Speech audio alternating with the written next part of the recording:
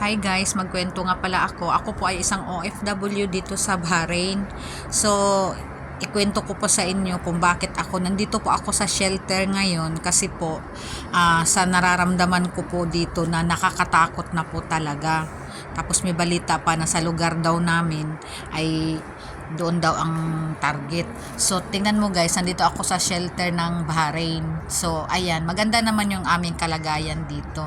Dahil alaga naman kami ng government ng Bahrain. So, ayan guys, maganda yung higaan, may foam kami, unan, at saka kumot. So, ngayon guys, nagpunta ako dyan guys kasi parang nag-nervous breakdown na ako guys. Hindi ko na kaya yung aking nararamdaman dahil solo lang ako sa kwarto. So ayan, nandyan ako. Mas okay ang nangyayari sa akin dyan. Napaparanoid kasi ako guys. Ayan. Malis muna ako dun sa bahay. Kasi hindi ko na alam. Ako lang mag-isa. Tapos ang hirap guys, naririnig ko yung putok. Tapos katabing kalsada pa ako guys. Kahapon hindi ako nakapag-vlog. Dapat kahapon ako nag-vlog para naririnig mo yung putukan. Hindi ko na naisip guys kasi ang panic ako, hindi ko alam anong gagawin. So ngayon nandito ako sa shelter.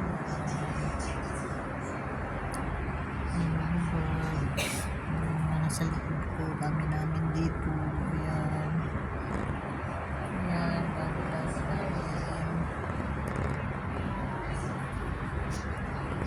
Nakalugar ko sila guys. Napanik din. Hindi na maiwasan yun guys. Parang nagla ako yun. Kaya yun. Ganun na ako. Nag-decide na ako na pumunta sa shelter. Kasi guys, ako lang mag-isa. Doon sa kwarto. Ang hirap, naririnig ko yung putok. Kaya yun. Sa pangalawang araw ngayon guys. Malapit lang kasi sa tirahan namin ngayon guys. Wala akong narinig na siren ng mobile. Kasi malayo na kami. Dito kami sa shelter. Nag-decide na ako guys na pumunta dito kasi para na akong masisiraan ng loob. Siraan ng ulo. Dahil hindi ko alam pag pumutok, hindi ko alam anong gagawin ko. Bit-bit ko si bag, dala ko si bag, silip ako sa labas para kang timang. So, ngayon ang pangalawang araw guys, unang araw ko dito sa shelter. Sa bahay ako, pero nag-decide ako na dito muna para, ayan, naging okay yung aking utak. Hindi parang sasabog. Hindi ko alam kung anong gagawin ko nasa bahay. Ngayon, okay na ako guys. Update ko kayo bukas. Kaya mamaya. Basta nandito man ako ngayon. Okay naman dito guys. May pagkain. Maganda yung mga unan. Bago. Kumot. Ito matris. Diba? Kaya, ayun guys, marami pang kausap. Guys, ginising kami kasi may pagkain daw. Ayun, hello sir. Yan, kami. Kasi di ba ang bait-bait nila? Nanghihingi kami ng pagkain. Sir, thank you.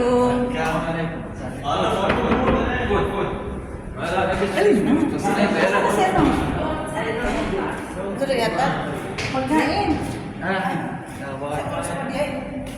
Ewan po. Mago ka. Kapunan siguro. So, ayan guys. Puntahan natin yung Tara. Nasaan ang food? Pagkain. Ayan. May pagkain kami. Katabi ng sapatos ko dito nga. Ayan. Pero matamis. Ang dami nilang pagkain. Oo, di ba? Ayan. Anong oras lang ngayon? Oh, di ba? 2:00 ng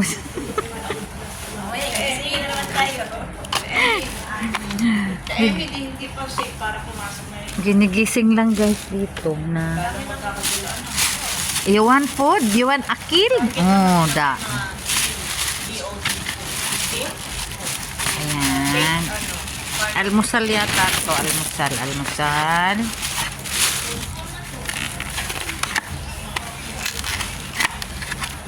Oh, almusal nga. Tinapay. Ang dami. Ayan. Ganun kaalaga. Ayan guys. Ang dami namin dito. Ayan. Ang cute ng aso. Ayan, oh. Ang saya. Ang tingnan mo, hindi nagalaw.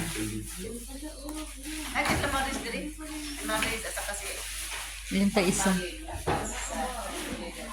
Si Soplado. Guys, pangalawang araw ko dito sa shelter. So, ito yun guys. Oh, school siya guys. Dugi. Ayan, may dalang aso. Pinalaro namin dito sa labas. So, guys, tahimik ka ganitong oras kasi fasting sila. Sa gabi sila, sa gabi kami natatakot kaya pumunta dito. Ayan ang kalagayan namin dito. 2 days ko sa shelter. Kailangan ako nakaligo eh. Dapat banatan sana natin.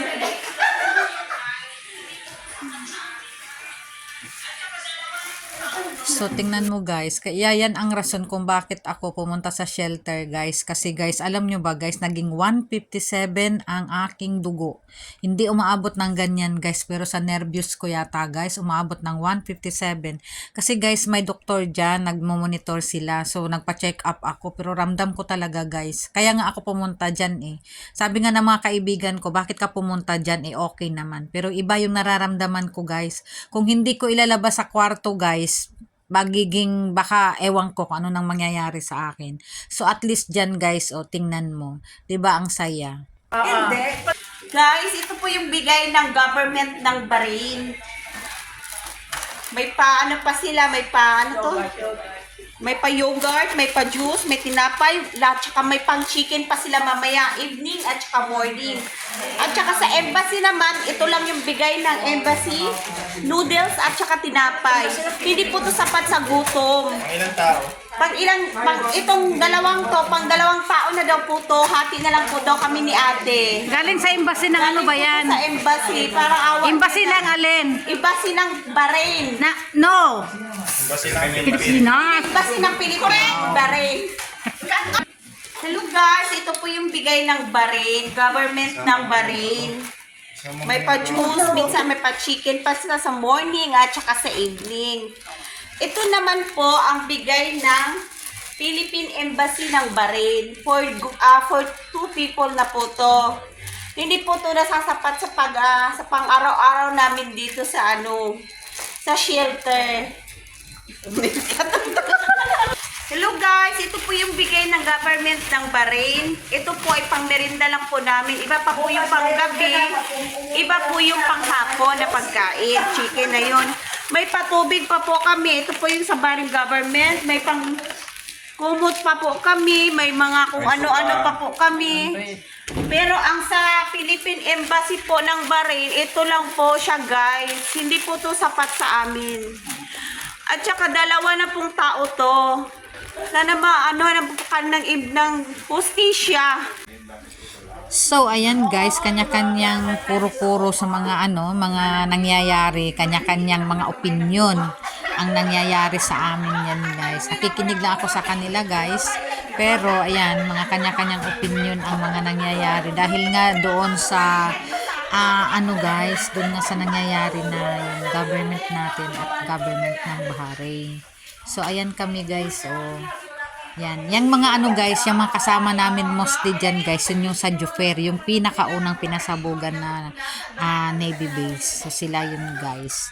So, ayan, nandyan kami sama-sama. Kaya guys, kahit ganyan ang sitwasyon namin guys, naging okay yung aking isip dahil marami akong nakakausap, marami nag-ano kaysa nandoon ako sa bahay guys na lagi akong pag sumabo guys, nagsisirin yung mobile guys. Pag nagsirin na yan guys, meron nang sasabog.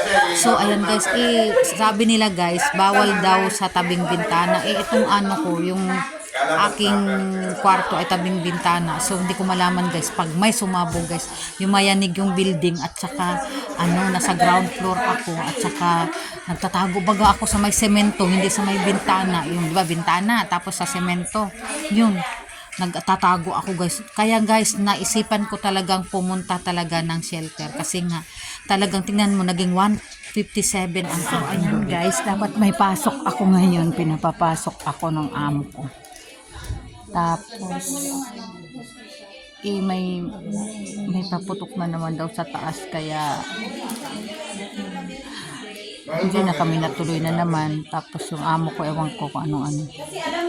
So bukas siguro guys, magsimula daw kami bukas ng mag-online na lang kami alas 7 ng gabi. Mag-online na lang daw kami kasi nga guys, laging hindi na alam kung saan ang sumasabog, kung saan lugar. Basta na lang magsisirin na lang guys kami. So yun yung aking karanasan dito sa, oh my god, first time ko makaranas ng ganito, grabe. Ay hindi, pangatlo na to pero mas grabe to ngayon kasi bomba na talaga yung kalaban. Hindi namin alam kung saan saan sasabog. Malalaman na lang namin magsisirin may sasabog.